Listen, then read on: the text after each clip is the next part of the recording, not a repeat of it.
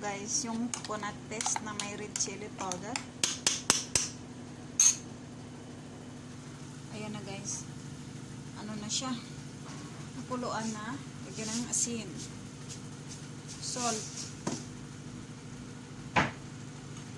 Kaya guys, ilagay ko ang coconut. Halo na. Ito yan guys, pakuluan mo hanggang maluto siya.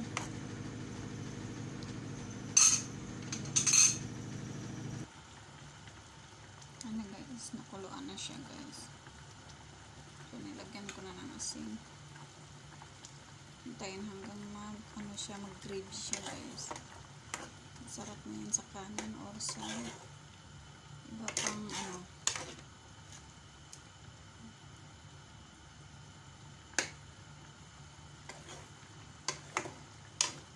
healthy food.